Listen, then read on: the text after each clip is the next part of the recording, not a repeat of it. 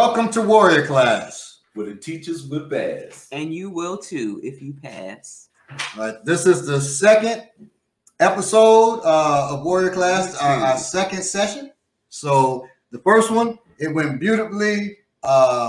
People loved it, and thank you. Because absolutely. You know, we put in the work for it, and you put in the work for it. Everything is going according to plan.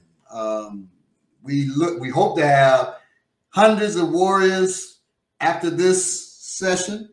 Hopefully we get to 5,000 soon. I've already said when we get to 5,000, I will show my feet. Historically known, right? Very beautiful. Yeah, people say I have pretty feet. Outstanding. So much so that I'm embarrassed by my feet. So I normally wear shoes even in class, but I will show them when we get to 5,000. Flip flops. Yeah, I wear some flip flops. They want to put music behind it, you know. Yeah, pretty violin. You don't need it though. But they make their own music. Exactly. So, you know, I'll do it if we get to 5,000. Well, when we get to 5,000, not if, we're going to get there. All right. So today's episode is entitled, Are You a Warrior or a Worrier? Are you a warrior or a worrier? Because there's a difference. And we're going to look at what they are, and you figure out which one that you are, and then, you know, make your change if you're not indeed a warrior. Okay. Any news right now? Anybody got any news that they want to share? So what's the business there? You know what? I haven't. I'll tell you what. Let me ask the audience if you have any more information about. Last time we talked about the Rise of More group, and the last update I had was I think it was a dangerousness trial or clause or something where they were holding them, detaining them. So if you have any more information about that, how about letting us know? Right. And I think that's we reported on that. We don't have any more new information on that. As far as the assassination, we talked about that a little bit, and I think the new information that came out about that is that they identified the people who it was, and they were saying that they were, I think, with school in America, were trained in some type of way, you know, one of those Bin Laden type things, you know, kind of they're saying. So a lot of folks get trained, you know, by the United States. Yes, I think to assassinate. So I think that was something, but that's pretty much it. Now I got a little news that of concern to warriors, and something concerned me about people's comments on it. So there are these papers that have come out called the Bruce Lee drug papers. Now, in it, a lot of people know Bruce Lee was a big time marijuana and hash user, right? But these papers show that he was more than that. He was a big cokehead. Now, he was in Hollywood, so that doesn't surprise me at all. 70s. But something disturbed me, right? And it was people's comments about it. And this is dealing directly with, are you a warrior or a worrier? Now I will say the papers, a couple of things in the papers, it didn't just say he dealt with, and there's papers from him to this actor Bob Baker. If you've seen, they call it a Chinese Connection, but in China they call it Fist of Fury, but here they call it Chinese Connection, and they call the big boss Fist of Fury here. But in it, Bob Baker is this Russian fighter at the end of the movie that Bruce Lee fights. The white dude that he fights after beating up all the Japanese, you know. And that's Bob Baker. Bob Baker's daughter brings out these letters. Bruce was writing, thanking Bob for the holy stuffs and all of that. Well, they used to call a form of hashish holy ball or something like that. That's talking about. But then it talks about the seed, the cocaine. I mean, it's clear. In a lot of those letters, it's talking about cocaine, and that they were going to, one thing that's disturbing, they were going to use Bruce Lee's butler to take the fall because they were shipping drugs through the mail, cocaine, hard drugs, and hash, and, you know. But they were shipping cocaine through the mail. Bob Big was Bruce Lee's drug supplier. He was shipping it to him, and in case they got caught, the butler was going to take the fall. But the butler, this was already arranged. Now I'm assuming it's arranged. It's still bad enough that you're using this poor person who's been working, because that butler, their family's been serving the Lee family for generations. Oh, wow. And you use the people for your drug habit, to take the fall for your drug habit. So that number one. And I know there's a lot of Bruce Lee fans. This is truth. So, you know, and I don't care really how you feel. I got friends who, I do care how they feel. Friends who are big Bruce Lee fans, or, you know, Jeet Kune Do instructors or what have you. Yes. I care how you feel, but let's be realistic about this. He was a Hollywood star, but that's not what disturbed me as much. That's bad, them having the butler take the fall. But what disturbed me was people's response. So everybody says, well, knowing this doesn't change how I feel about Bruce Lee a bit. And many people said that. Number one, it does change. That's why you're saying that. Otherwise, it doesn't have to change. Right. If you eat some peanuts, you say some peanuts. I don't eat peanuts. But if I say, this doesn't change how I feel about you a bit that you ate those peanuts, it actually did, man. Because that was unsolicited. Okay? When somebody says something to you unsolicited, they weren't asked how they felt about him in these responses. Right. How do you feel that he did this? That was not asked of them. So, and everybody, about 99.9% said, in every thing that I watched that was dealing with this, the Bruce Lee papers, the Bruce Lee drug papers, they said, you know, it doesn't change what I feel about him one bit. It does. So that means you looked at him beyond Hollywood, but most of these weren't students of his, or, you know. So you put him up on this pedestal, and now your pedestal is falling, and so now you say, this doesn't change what I feel about him. It does. That's why you're saying it. But two, to say this doesn't change a bit, to have to convince yourself of something like that. Well, I'm not going to judge him. What if it was one of your family members? Bingo. If it was a family member, you'd be more judgmental. Mm-hmm. But because he acted in some movies, he can do whatever. We give a pass when it comes to entertainment. And we love him in a way we don't love him. And that is the lack of a warrior's mindset. That is the lack of a warrior's mindset. And yes, it is fanaticism. Okay. When I was growing up, people used to say, you know, Balogun, because I used to, well, not Balogun, they used to say my birth name is a martial art fanatic, because I was whooping everybody's ass in middle school who was claiming they were martial artists. They were challenging me, number one. And so, well, if you challenge me, I'm this type of person. You got to show me. Nowadays, you challenge me, well, you're going to catch one, you know, real bad. Because I'm too old to be fighting you. I'm too old to be doing that. I will get down if I have to. But if you challenge me now, I'm not 10 years old no more. Mm-hmm. So there's prices to pay, you know what I mean? But back then, oh yeah, okay, let's get down. Particularly if you were from another culture. Because, you know, a lot of people want to test me anyway. Are you doing African martial arts? I do Taekwondo, not just Asians. Now, Asians were coming at me bad. I thought I beat a couple of Asians. This was in high school. They were bringing grown folks to our high school to fight me, to spar. Compare, they say, that means, you know, they're trying to whoop your ass.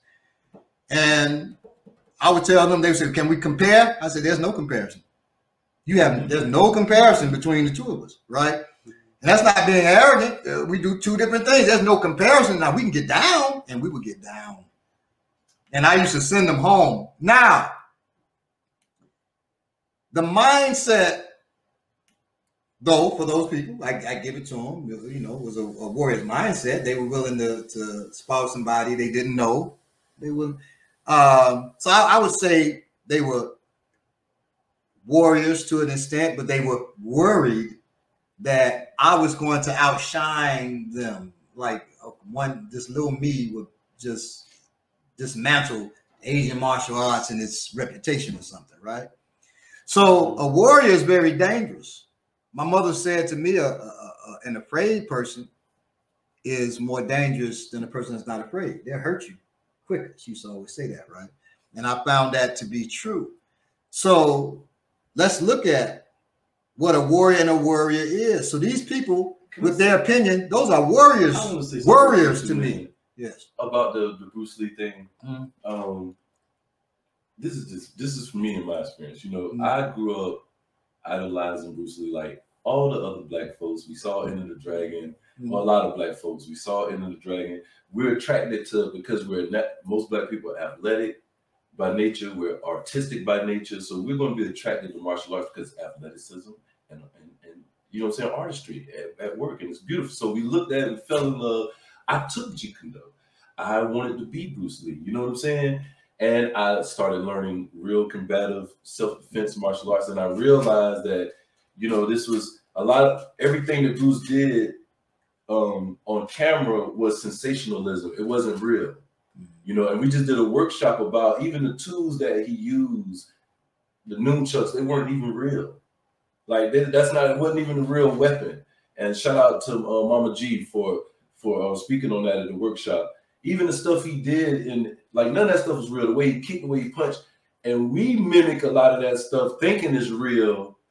And we look at him as something besides a movie star with great athletic ability. He wasn't a master of anything, you know what I'm saying? But he had great athletic ability, and he was a martial artist. But we put him on this pedestal because of how we saw him and the time frame we saw him in. We were young, and we see him. And most of us don't know real martial arts, so that's our interpretation of him. Since we're talking about warriors, it's so crazy that we're talking about this. And this guy, I post on social media, I posted about, you know, people think a chill temperament could mean you're a punk. But really, sometimes you being chill, you're trying to save the person, it's not you, you scared, you don't want to hurt nobody. And this guy commented, hashtag Bruce Lee mindset. Wow. And it's funny to me because I look. Who had the Bruce Lee mindset? You talking about him or you? He was talking about me from what I'm saying, because so I posted that and I was like, yo, maybe I joke and smile too much because, you know, these people be trying me on social media, but I hope y'all never try me like that in real life. You know what I'm saying? And he was saying that I have the Bruce Lee mindset, right? What is the Bruce Lee mindset? Well, that's because for them, anybody that it's no disrespect to you, bro. I understand what you meant. It's just funny because we have a misconception of anybody that carries themselves in a way where they say, hey, you know, I'm being peaceful but not a punk. We have to attribute it to something. So they attribute it to Bruce Lee because that's all they know. So and like you said, so that lets you know in that if you are ignorant of anything, you have to worry. You have to worry. So when people don't know how to defend themselves, one of the first things that we go to, I don't know what white folks, Asians go to with that, because I'm not around them like that, right? They'll say, you know, well, I got them guns, I got them things. People saying that, they're saying that out of fear because they are not trained, and they're not trained with the gun either. But all they'll say, I got them things, because that's all that they have, and they want you offer them, so they try to let you know I got them things though. Right. Well, I just carry you know, I just carry a pistol. You got like it's on you now. And even if it is on them, you know, I've talked about before that one of my students shocked me saying that, you know, Baba, you know, we doing all this training, but you know, what about folks who got them things? And I said, well, number one, your mindset is off because I got many of them things. Many of them things. The bangs, if we want to call it that, right? I said, but that's not a concern. I had a student come to me who was, in fact, afraid of shooting. He was blinking and flinching all the time when he was shooting. And another a shooting instructor sent him to me and said, could I help him? Because I also teach people how to shoot and when to shoot, right? Not just how, not shooting at just a target, right? So I said, yeah, I got him. He has to come to my martial class, my hand-to-hand martial art class, because even shooting is martial. Okay, that's part of martial arts, if you want to know. Hours at least, right? Exactly. So he sent it to me. He said, well, how are you going to help him? I said, well, he'll tell you how I helped him after. Okay. He comes to me, and the first thing I start doing with, I throw him in class, and we happen to be working on how to use effective elbows. And he's flinching from the elbows too. Of course he is, because it's all a martial issue. It's a mindset issue. Engagement. Right. And so as he's learning now to throw the elbows from close and to deal with, stop him, to move off of them, right? And as he began to get that and not flinch, and that's inches from your face, and you're feeling the person's breath, and it's up close and personal. She'll have to do it. Now, once he is not flinching from that, he's not going to be flinching from shooting. So the first thing you have to do, let's get up close and personal first. When I can take people who are great shooters, and then I work with them with the knife, and they're jumping and they're scared and stuff like that, particularly when they get to the point where they're using a live blade. Most people don't get to that point where they're actually training with a live blade, but some do. And a couple of students who have, they become much better shooters. Because if you can deal with up close combat, where it's in your face, it's bloody, it's personal, we're touching skin to skin, you feel my breath on you, you hear my voice, then shooting from that distance is a lot easier. So that's how you train the mindset. So one of the things about training ourselves is we have to be up close and personal. Y'all hear me say it in class all the time. Right. When people come in and they're far back, they're much more effective when they're up close and personal. And that is changing the mind of the person. That's when you're developing the warrior mind. If a person's kicking at you and you're backing away, that's a warrior. They're worried about getting hit. It's not a warrior, because if you come at me and you're trying to kick me, I'm coming at you. And now I neutralize your ability to kick me.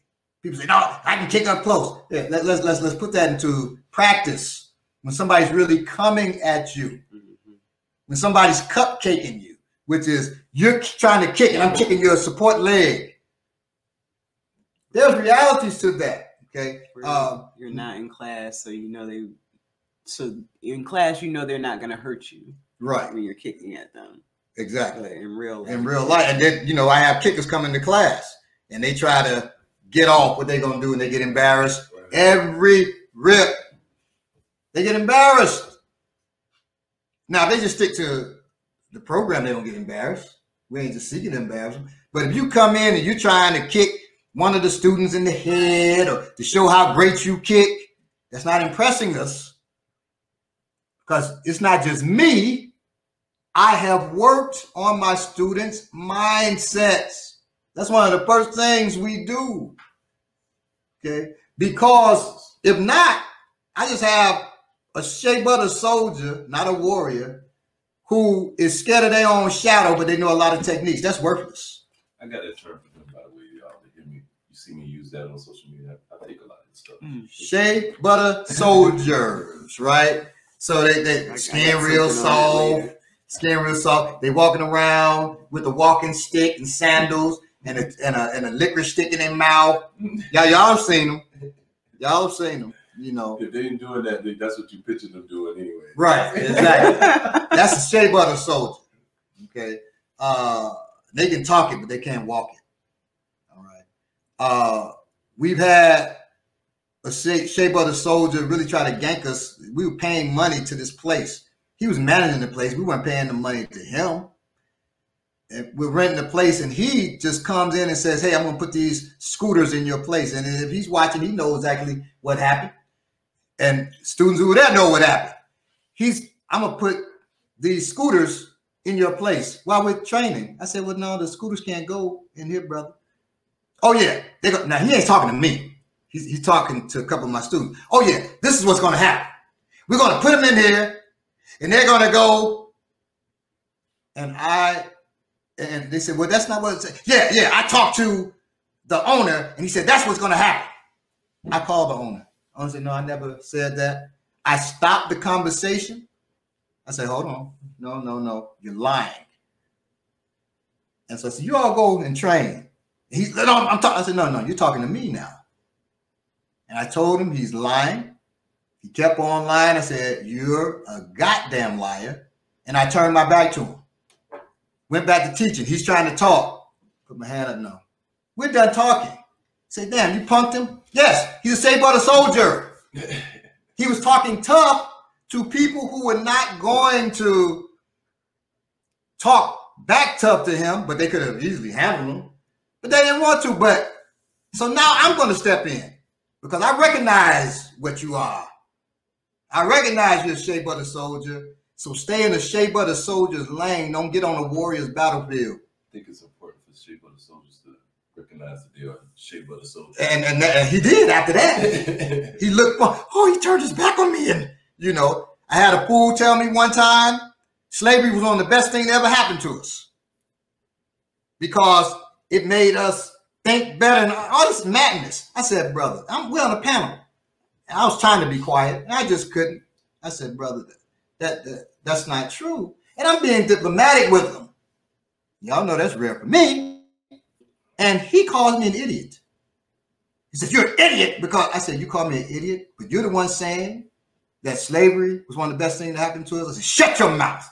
He looks like, you know, a couple of students who were there were like, this was beautiful the way you handled them. I didn't want to have to handle them like that. But sometimes, because now, see, a warrior has an actual warrior's mindset. You're not going to just call me an idiot and not get stepped to. And we're public. So he ain't gonna bust a grape. And he ain't going to bust a grape. And talking about slavery is one of the best things that happened to us. You know he's a fool. I said, shut your mouth. He's like, what? I said, shut your mouth when grown folks talking. And I turned away from him, and I'm looking at the moderator because I always turn my back on Shea-Butter's ass. You know, you said, well, what if he does something? Ultimate insult. If he does something, then that'll be the last thing he does. And I'm talking with the moderator now because he got nothing else to say. And every time he would try to say, I said, no. And so the moderator said, well, can I ask him a question? No. It's just me and you now. He has nothing else to say. You guys at home, don't turn your back to the Shea-Butter soldier. Let Bob do that. Well, yeah. So I'm comfortable. To believe me, I have things in place where if he tries to make a move, and you can turn your back on him too, as long as you got things in place. If he tries to make a move, make okay, sure you're not a Shea-Butter soldier. And make sure,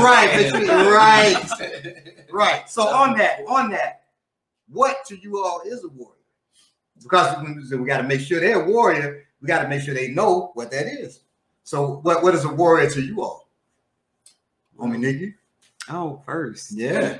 A warrior. I don't want to go first. Okay. So I'll say this. I will say a warrior is a person that has the passion, will, intellect, and skill and code about themselves, where they want to protect themselves, their family, and their loved ones, and their community. You not only have the passion to do that, you have the skill and the will to do it. And you live by a code. You're not just out there, cutting heads off for the most part. Okay. Wow, that was a great definition. That encompassed anything that I could possibly think of. But I do have one thing. I know that in practice, it's the little decisions that you make every day, and the thing. I guess acting on the things that you learn, like some of the things that we're going to be talking about today, as far as like making sure that you're aware of your surroundings. I can say personally that being a part of African martial arts really changed. I mean, I hear you in my head sometimes when I'm like little things like pulling up to a light and I have all my windows down, and I'm like, you know, it just is. There are certain situations, right, that you can put yourself into, and you don't realize how vulnerable you are when you do that. And I think putting yourself more in a warrior's mindset will definitely help you with that. It'll help you, and like Bile was saying, as far as your family goes, security at your home, just little things. I mean, they will change so much, things that you never thought about before. And that's being politically educated. Okay, so a lot of people may wonder, okay, well, is martial arts political? Everything is political. Exactly. The shirts we put on today, the polo, or right, everything is political. Our hair, all of it's political. Okay, everything you do is political. That's number one. As far as martially, okay, a warrior, we have to know not just how to get down and how to defend ourselves and our family and others, right? We have to know why we're doing it and when to do it, okay? And that's being politically astute. So you have to know why you're doing what you do, when you do what you do, how you do what you do. So when I turn my back on the person, believe me, that's strategic. So it's not just for him, and I don't care about punking him. I don't care about punking somebody. Because if we have to get down, we get down. I don't care how brave you are, whatever. We get down. That's not a factor for me, right? So, but what it is, when I turn my back, it's more for the students to see that these people are not even worth your time of going back and forth with, because they're so ignorant. And ignorance leads to fear and to bad character. We're all ignorant of something. And so we should make sure we stay in our lanes or get educated. Politically educated, because if we're not, then we're going to say and do stupid ass shit or fatal things. We'll make fatal mistakes that can get ourselves or somebody else killed. So I wasn't going to keep giving that man my time. He knows what he is. I know what he is. I can just turn away now. I told you it's not going to go that way, and that's the end. I don't have to keep going through anything with them. Also, as you train more, you learn. I am precious with who I explain things to. That time is precious. Because if you're really going to teach people, your time with them is precious to you, and it should be precious to them because you spend time with them, right? So don't just waste your time with anybody. If you're trying to teach your child to tie their shoe, and you're really, trying to work with them, but they're looking at something else, I guarantee you can be like, stop looking at that TV. I'm trying to show you how to tie your shoe. And if they keep looking at the TV and you're trying to spend your time teaching them to tie the shoe, you end up going to do something. All right, well, let's see what happens. And they'll be walking around with the shoes all looking crazy, because you're not going to just spend your time and that child is somewhere else. Because right now their mind is not for, and most of us will be like, stop looking at that goddamn TV. Turn the TV off. Get over here so I can tie your shoe, because you know your time is precious.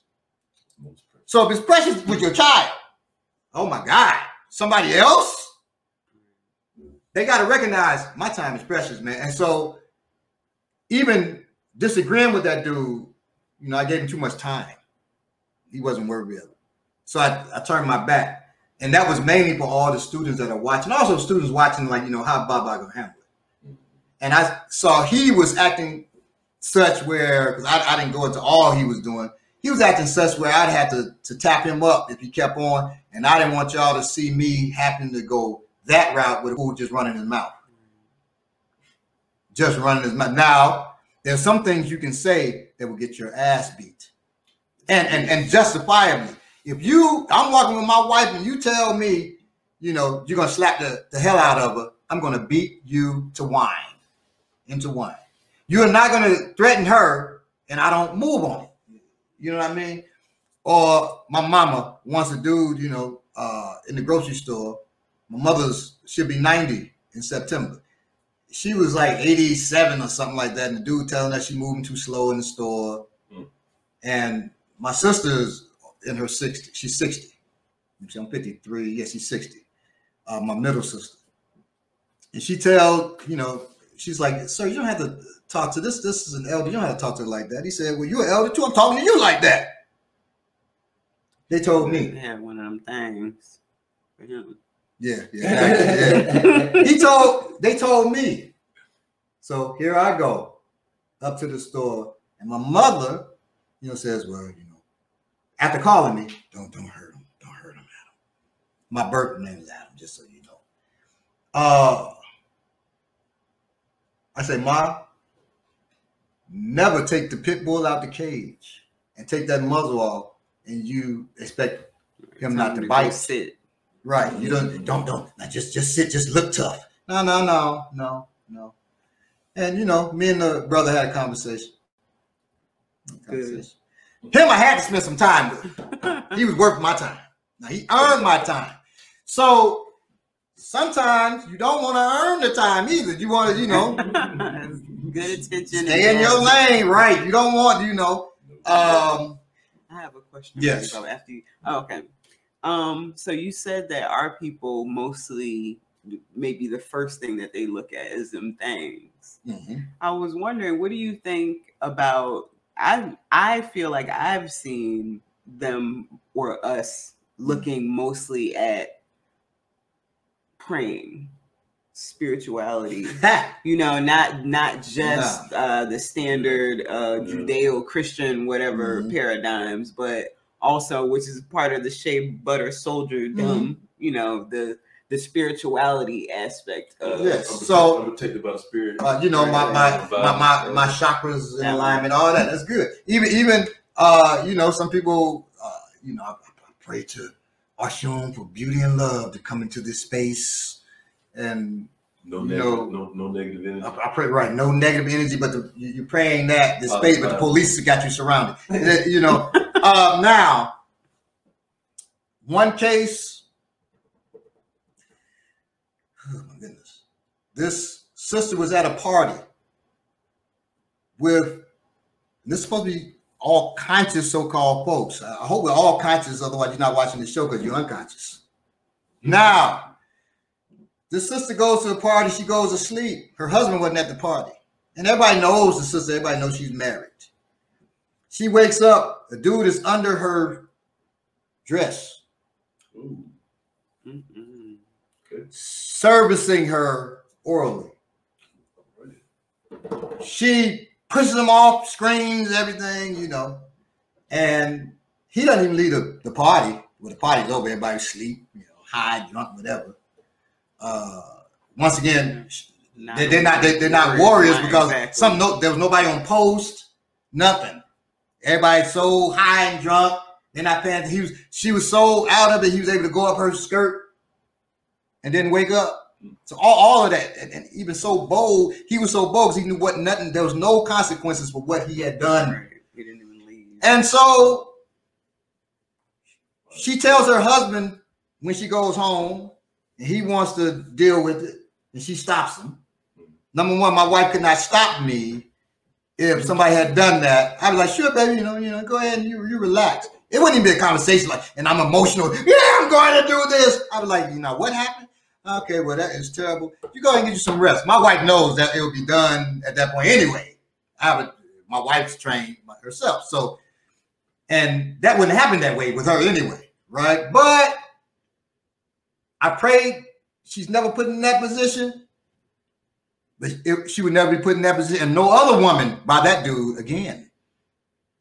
So, and I ain't saying I'm killing nobody. I'm just saying teach him never be in that right. He would be worth my time. He would have earned my time. So now After it happens, a year later, he comes to me and wants me to do something. And a year later, you haven't done anything yet? No, sir. Yeah. No, sir. You're not gonna put me in that kind of position because I am a warrior. I'm thinking strategically about what's going on and why at this time are you coming to me? So now, but you haven't done nothing. But you know what happened to that brother that did that? Oh my goodness, you know what happened to him? He went before a tribunal and they said he couldn't come to parties for 3 months. No more parties for him for 3 months. That was the tribunal's that was the law they put down on him. And I pray that some of you all are watching who were in that tribunal, because I know everybody who was in it. And they know me.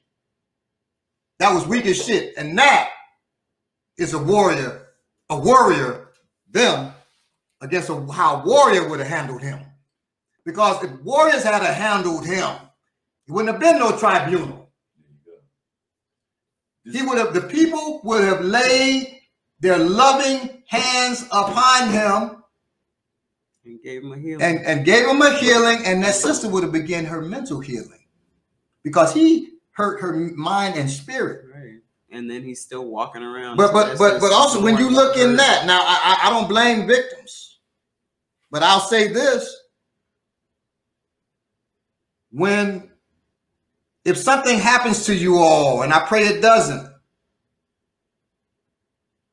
fuck a tribunal. Don't let that be the end all and be all what happens to that person that has taken from you. They have taken part of you. They have stolen part of your spirit. They have physically, mentally, and spiritually assaulted you. So a tribunal is not enough.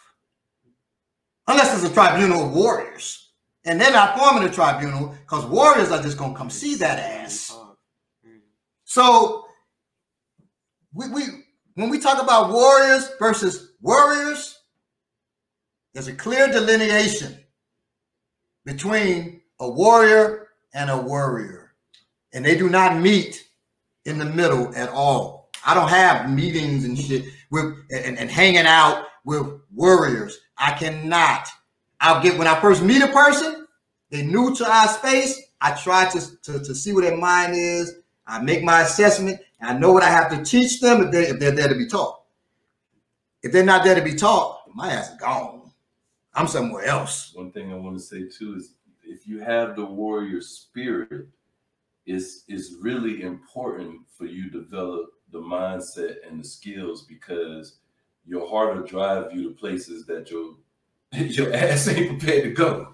You know what I'm saying? Warrior will, without warrior skill, get a warrior kill. And that is one of the best lines ever. And the thing about that is, something you said made me think about that. Like the guy came to you. What happened is people that know you have a warrior spirit, and you may not even realize it. They'll come to you with a problem, and they don't even have to ask you to help. And they know that. I've experienced it. If you know what I'm talking about, if you experience people coming, so-called associate, man, you call them, what's up, bro? Man, bro, what happened? Man, so, blah, blah, blah, blah. What? Let's go. You know what I'm saying? They know that's how you're going to react. And a lot of times that's how a lot of warrior spirited people find themselves in trouble. And that person that actually asked for your help ain't even there, you know what I'm saying, for whatever it is that you went and did because of what that person said to you. So that's what you really have to watch out, especially in our community. You know, people use people like that all the time. Another part of that too. When they know that you are skilled and you have the will, people will come to you. Okay. And one thing we have to be careful of, you have to know your lane. If you're not a warrior, don't play. You don't know how warriors move, how they think. You can't dictate how the shit runs. Once you do ask a warrior to take over. Once they take over, they're taking over. They're moving the way they're going to move. You don't like the way they move, get somebody else who's not a warrior, because a warrior is not going to explain to you how they're moving, why they're moving that way. I told you got to know why you're moving away, how you move away, and when you move a certain way. There's certain things you have to do, and people outside of that paradigm, they don't understand it.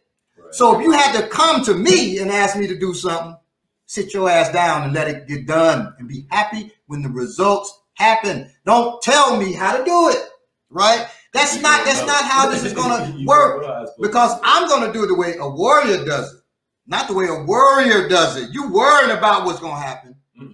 I'm making shit happen, but you're not going to see it. And also, I'm not doing shit with no accolades. Right. So they go, Mwalimu Baruti had an event. And at this event, he's talking. Beautiful, beautiful, beautiful lecture. And some folks were there that really shouldn't have been there. He didn't ask me to do nothing. It's my job. That's another thing. If I see something, you ain't really got to ask me. I'm going to make something happen anyway. I get up, and a brother gets up with me. He said, man, we got to remove them folks. I said, yes, I'm going to remove those folks. It's about to happen. You just relax. And when we make the move, you be there to open the door for us. That's all. He said, but let's do it now. I said, no, that's making a scene. There's a certain point when Mwalimu Baruti speaks, and it's going to get the people riled up, and that's when we make our move. He said, no, we do it now so everybody can see that we ain't playing. I said, man, sit your ass down. I can't go no further, and I can't keep explaining to you. Sit your ass down. He looks, he sits down. And as soon as Mwalimu Baruti hit him with something, everybody, ow! We make our move, the folks out. The folks who shouldn't have been there, out. We come back in, it was so swift and so energetic. I won't say violent, I'll just say energetic. You can define it the way you want.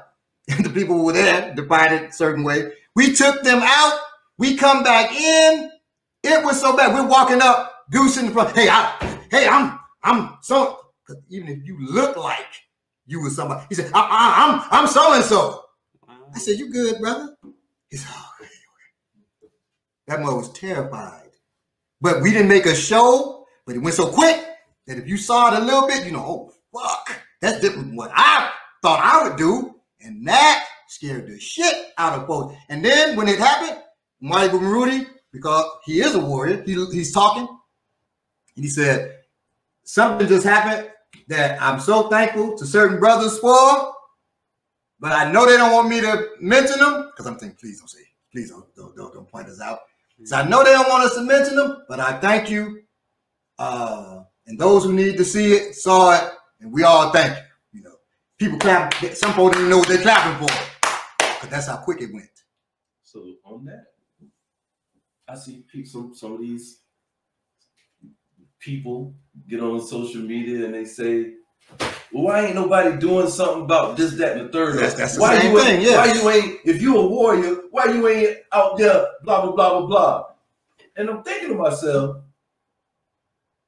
what would you want me to do? Well, number one, who said nothing's happening? That's what I'm getting point. That's what I'm getting to. I'm supposed to go out and video tape something and put it on social media to say, hey, this is what I'm doing. Like, we don't. But some fools would do that. And they do. And end up locked up or dead. Now, because also on that, yes, they want you to be as emotional and foolish as them and say, this is what I'm doing for my people. Like dude say, I'm feeding the people. And they show a video of them giving the brother some food, paying for his haircut. That's nice, but I'm looking at it like, damn, you making a show of it. So what do you really care? See, I'm with the people. Shawty. See, I gave him some food and a haircut, Shawty. Now I'm gonna get him some shoes, Shawty. Now I'm glad that happened for the brother that happened for, or the sister. You know what I mean? They lucky, but this dude on some bullshit. Because my boy Jermaine Jermaine Andrews or Jermaine Muhammad. In Chicago, we had this place called Lower Wacker. They run them all out now, but they had their own city, the homeless. And he would go and take his old expensive ass shoes, Lordsham shoes. You know, Florsheim was our spot in Chicago. He would take them his old shoes. He would take them mink coats that he wasn't using no more. He giving it to them. Everybody down there knew him. But he ain't filming it. Right. Okay. We just drive. We go into the movies. He say, "Hey man, let's stop down on Wacker." And I know what that meant for him. He opened his trunk. He got all kinds of stuff. He's just giving it to him. He giving them food. He got me to the point that people who know me know one of our people that's residenceless. I already don't say homeless. That's residenceless. They'll hug me. I'm hugging them now. You know, with Corona and stuff, we got to be careful. But I was right there. I learned that from him. The way he would deal with that, but never was he on social media. Never, we didn't really have social media back then, but even now, I guarantee you're doing it now, but he's not on social media showing himself doing it. And that's why I'm giving him his accolades for that myself. Because he would not do it because he was sincere about that. And people loved him because of it, right? So, and he's a warrior. We don't make show of what we do. We just do. That is real. It's the same way you are. Now, so let me tell y'all this. So Baba don't like when I put his books up and do stuff like this. You know what I'm saying? This is the Warrior's Bible. So this is trying to, you want to know more about being a warrior, you want to understand what a warrior mindset is, then Amazon, Warrior's Bible. You know, like, I was like, Bob, we should have your books up in the middle, stacked up. You don't want none of that. You know what I'm saying? You don't mention that. When you're really doing something, you know, you don't really care about all the highlights and all the bells and whistles that come with it. I missed my own red carpet for my first little thing acting because it's about the work. It's not about, you know what I'm saying, the lights and everything like that when you're really into what you're doing. And I just wanted to mention that in the Warriors Bible. Thank you for that. On books. Now, I will say on books, we just brought out Alaba Lachey, an African Warriors guide for the differently able. Okay. And so on that, right now, we're about to deal with techniques for the differently able, but also for you. So earlier this week on the Remix Morning Show on Black Power, we're all on Black Power Media, which is the place to be if you're doing something for Black folk. You're on Black Power Media, right? On the Remix Morning Show, we have the technique of the week. So this week, we did a technique against the choke.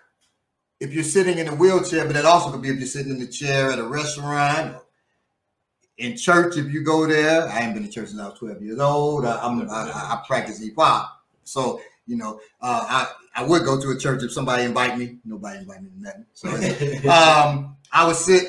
So if you're sitting there, if you're in a car and somebody chokes behind, that's a little bit different because you can't throw over. But there are certain things that's still the same. And we're going to deal, in one of the episodes down the road, we're going to deal with car. We'll be outside dealing with how to deal when you're in a car, if you choke, knife pulled on your gun, pulled on you. If you put it in the trunk, how to get out, we're going to deal with that. Right now, we're going to deal with if you're seated. How do you defend yourself? And specifically, I'm going to be in the wheelchair to show people how we would deal. I'm going to make a certain point about certain points about the wheelchair that are specific to wheelchair users. All right. A lot of times we look past, down on, or around people that are differently able. Okay. And when I say differently able, some folks say disabled. I say differently able because they are able. They just do things differently. So the differently able should not be disregarded. In fact, because they are disregarded, then we definitely should be teaching them techniques, particularly how to survive and thrive. Particularly since we are warriors, you know, a warrior would just worry about them. Oh, what my family member go do? Oh, what I'm gonna do? or buy him a put them things. Or pray for him. Or pray for him. Because like I said, on that, I'm sorry. With the dude, with the tribunal thing. Right. A group of that sisters, they were pissed off that nothing was done, just he couldn't go to the party. So they got together and they decided they're gonna do something. They decided they're gonna pray him out of Atlanta. He's still in Atlanta. He's still here. So that prayer didn't work because as our Christian brothers and sisters say, prayer without works is dead. Absolutely. So what does that mean? It means what Nat Turner said, it wasn't until he used his hands and feet till his prayers was answered. Exactly. Exactly. We pray to Ogun. Anybody got a knife on them right now? Of course we do. I'm always testing them on that. So Ogun is the god of iron and war. This is the iron, right? Ogun is represented by knife, card, different. This sitting right here, is that dangerous if nobody picks that up? No, it's just there. You know, you say, "Well, you step on it." That's still human beings' actions, right? But the Odu Ifa Okana no Sa. The Odu Ifa is the bodies of knowledge. It's 256 Odu Ifas, 256 bodies of knowledge in the African tradition called Ifa. And so one of those Odu of the 256 is called Okanran or Sa. And Okanran Osa says, what good is the cutlass except human beings pick it up? What good is the rake or the hoe or the gun or whatever except human beings pick it up? That means this is Ogun. Yes. I too am Ogun. Ogun is in me. God is in me. That's that God of iron and war. All of them are in us, but that God of iron and war is strongly manifested in me. I'm happy for that, right? We be happy what we are. Well, I can hurt you. Correct? I can hurt a person. He is capable. When I pick this up, I'm more dangerous. So this external Ogun is dealing with the internal Ogun. It's a symbiotic thing, right? So now, what good is the cutlass except human beings pick it up? But this thing here makes me more dangerous. This Ogun external makes this Ogun more dangerous. That, so when I pray to Ogun, protects me against my enemies. That external Ogun, as it operates, as it functions in me, is what I'm asking. When I say Ogun, protect me from car accidents as I drive. If I go to sleep at the wheel, I'm going to crash like anybody else because I'm talking to the Ogun in me.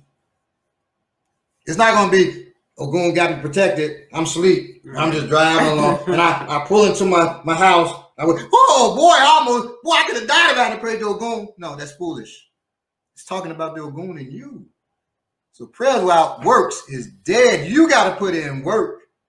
You pray for the external that's in you to be active, activated, and take action. That's what we do, okay? And so just praying the dude would leave Atlanta, that wasn't going to work. He had to be made to leave Atlanta. If those sisters had got together and made that fool with them things, made that fool leave Atlanta, he'd have left, okay? I had to put a dude out of town. I prayed a few years ago. I prayed that I would be successful and it would end without any violence. And it ended without violence, even though he wanted some. He left out of town. And as we searched the house where I had put him out of, he had hidden a sword behind the refrigerator of this person's house that he was at. And they wasn't even his house. Okay. And it's good for him. It's good for him. Because if he had pulled a sword on me, then I would have pulled them things. So now, so I prayed there'd be no violence, but it was my mind making him leave. Now we had searched the place beforehand, but he had hidden this well, like pulled the metal and hid it up in the metal backing of the refrigerator, and one of my students found it. See, so be prayed up now. Be prayed, but be trained up too. Okay, because also if they hadn't all trained, my student wouldn't have found that. Yeah. That dude could have came back. Oh, I left my briefcase or whatever. Got that and cut me or one of the other ones down. We'll put him out. Also, I didn't put him out by myself. Once again, I'm a warrior. So I wasn't going to do that by myself. When you're a warrior, you're dealing with war. And if you fight a war by yourself, that was foolish too. You're going to be worried. Because when that enemy comes at you and it's 10 of them, 20, 200, 500, you're going to be worrying if you don't have things in place.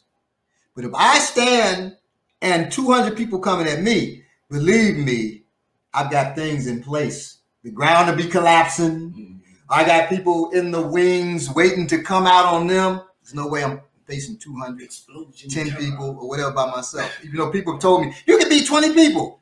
I said, okay, well, I don't know who you're talking to, but I do not make that assumption. And if I could physically beat 20 people, I'd never find out. Okay, I'll say it just like that. I know we're going to do the demonstration. I just have one last thing about women in training and getting in the warrior mindset with being a woman. Let me sit down on this one. I'm here in spirit and listen. So there's this one sister who I see periodically, who she's a lovely sister, very beautiful. And she's around a lot of us women who train periodically. And so one of us had mentioned about her, maybe coming to class.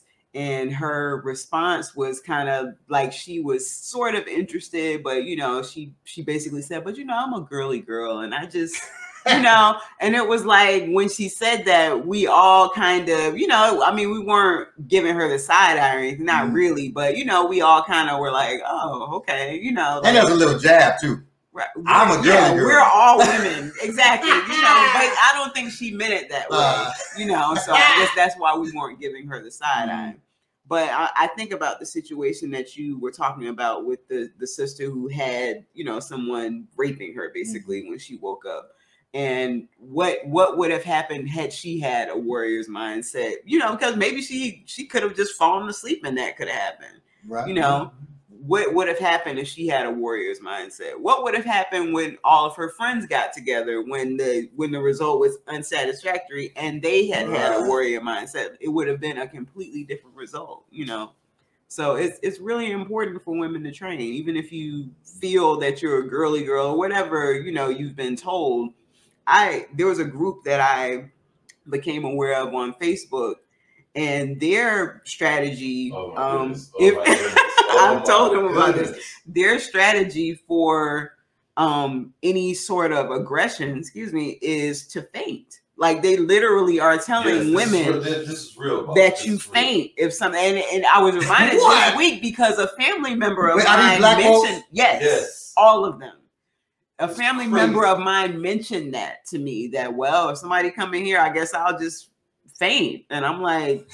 Wow. I don't mean to laugh, but that's actually terrible. And this is what they're telling people. I remember last summer when more of the when the energy was kind of up and there was the protests, and this is what they're telling women at the time. I asked, I said during the protests, I said, they were talking about how women don't belong on the front line, and I said, well, sometimes the front line comes to you. Right. What happens then? So their strategy is to faint because you have to let someone know that you need help. So that's just my point. As a woman, we need to train as much as men need to train. And not fake faint. And if I'm out, it's a strategy. If I'm out trying to protect somebody and they faint on me and they fake faint, now they really fainted. Okay, well, but if they fake faint on me, I may get in the car just break. Cause damn, you don't care about your own life. Boy. Now, cause I had a male friend that we got attacked. We were going to this show when we were young. We get attacked by these dudes. I'm putting in the work I'm supposed to be putting in. I look over at him, and he fainted. He fainted. No, he couldn't watch it. He had fainted. But he had literally fainted. But he couldn't help it because he was a worrier. Yeah, he was a worrier. And then he got beat up by a man about 70 years old after that, because now he upset and he tries to call his girlfriend. The dude's on the payphone and he's mad. And the old man, he hangs up the old man's phone call and the old man beat him up. So yes, he's a worrier. All right, we're going to go over and work on the techniques here. Bring this around.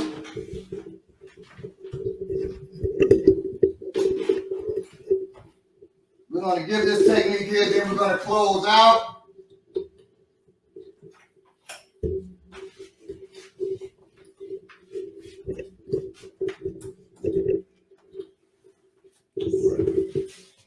So a real quick point about this, come around real quick, Julie.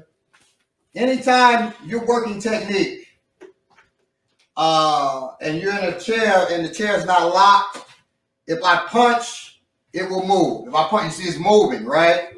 So you use the person as an anchor. If I had to punch. If I had to punch, I would pull him in. Let me unlock it. I would pull him in and then I would punch. See, now I'm really not going anywhere because he is my anchor. If I punched him that same way from here, I've learned to keep this thing steady, which is funny. It's like if I punch him here or here, see, I'm moving. And I may not want to move because he can keep me moving, right? But I have been practicing with this where I can keep myself, I'm learning to balance where I'm supposed to be, my legs should be. But everybody can't do that if they don't have control of their legs either. So I'm controlling this with my hips. I'm controlling this with my hips right now, this chair, where it goes, okay? I'm controlling that, and I'm learning to move it forward and backwards with my hips. But some people can't do that, so just know that if you punch real hard and you don't have control of how to stabilize this, it will make you move. So use them as an anchor to keep you in their weight, and you have to rock them, right? So he's going to get behind me now. First, we're arguing. Earlier, I dealt with around the neck on the Remix Morning Show a couple of days ago, Thursday, right?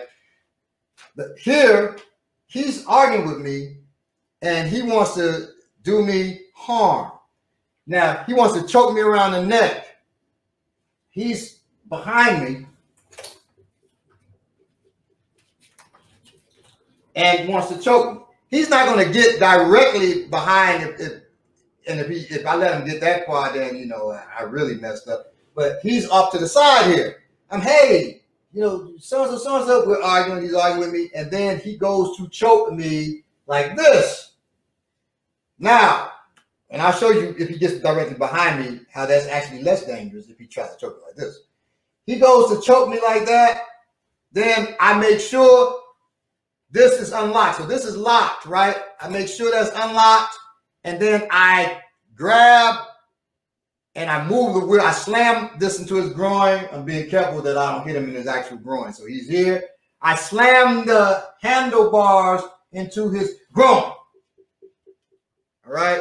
So if you can let me go, they can see the handlebar. The handlebar is here.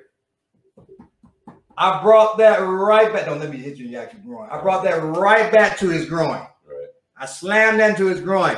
If his groin is higher, then I allow my whole body keep going, boom, and I allow my head to hit him in his solar plexus or his liver. And one thing about that, even if it's not right on, the attempt to do so is going to get you an effect. They can move. It's going to give you that right. Right, and when he makes that move, I reach up and I pull his head into my knee. Okay? I pull his head into my knee. I pull his head into my knee. I begin to give him elbows, elbows, elbows, elbows, elbows. Okay? If I can move my leg, I bring him down, I bring my knee up, hit him, right? Turn his head, bring my knee up into his jaw, into his temple. Elbow, behind the ear, elbow, temple. I can punch him if I have to, right? I can slap the palm into his ear, bring him down. So use this first to hit his groin. That wasn't a boom, was it? That was we touched. So you hit, boom. You hit, boom. You reach up when he bends. Okay. You say, why'd I hit him to his eye? Because who gonna let you practice that? Because I don't want to get hit in the eye. Right. Who gonna let you practice that? Who gonna let you practice that? Right. And if somebody's crazy enough to, you only get 2 practices, and that's done. Right. So here you can slap. That's to the ear, but I slap above his head to train it. Slap above his head to train slapping to the ear. Please don't practice that. They're gonna lose balance, but you want to boom hit the person in the ear, and if both of you can hit both, boom. He'll really lose his balance. Our balance is in our ears. He'll start to lose balance. You hold on to him as he's trying to collapse. You're not allowing that. And then you can rock him with other stuff.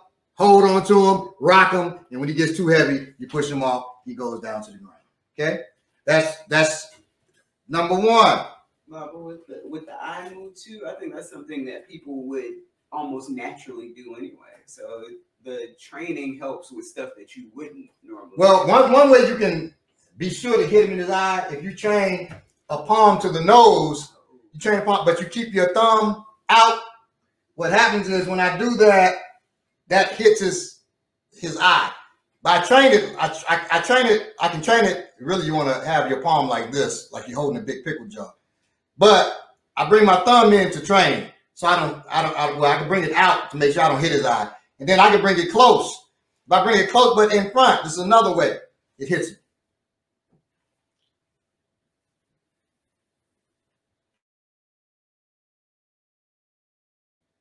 Oh, okay. All right. So our time is we're at an hour. So my mic is muted. No, this is this one. Right. Oh, my time, we're an hour. So we're gonna slow down on time. Any questions that you all have? We're about to close out. Any questions that you all have? I just wanted to show them that it was important that we establish what a warrior is for you in this class. Okay. And on this too, if you are a warrior, worrying about, I'm in a chair, or I am in a wheelchair. We don't say confined to a wheelchair. You're free. You're not confined to it. You're a wheelchair user. If you're a wheelchair user, or you're sitting down and you're worried, you can end up shedding blood. Don't worry. Be a warrior. You say, well, I have fear. I felt a little afraid when the guy came. That's you're supposed to have fear. Fear is constructive. It's a warning against great bodily harm or impending death. And warriors aren't fearless. That's right. We're not fearless. Crazy people are fearless. Now, if you worry, that's the fear that you manufacture. That's destructive. Okay. If I'm walking down the street, 5 guys walking up the street, if I'm worried, they're going, I'm gonna get beat up. Well, that's destructive, and that doesn't make any sense. Now, you're walking up the street, and those 5 guys are whispering to each other, and they looking at you side-eyed, and they're going up under their shirt. Now, fear is probably going to hit you. And listen to that signal and walk your ass across the street. Okay? Or roll across the street. You say, well, I don't have an ability to do anything, but go this way. Now, out come the things. Okay? So now you use your common sense. You decide what needs to take place. If you say, well, shoot, I'm about to turn around and leave. Now you're cheating on the worry scale right there. Because if I turn my back to 5 dudes that are coming up on me, scheming, well, now I've given my back. Now I got to use back techniques now if they attack me. Okay? You give your back to an opponent, you give your back to anybody, but definitely you give your back to an opponent, you become an ancestor. That's straight from the Yoruba warriors, what they say. You give your back to an enemy, you become an ancestor. That means you go to the great beyond, and your family will be contacting you other than on the phone or face to face. All right. Thank you for your time. This is Warrior Class episode 2. The next Warrior Class, we will be dealing with mainly techniques.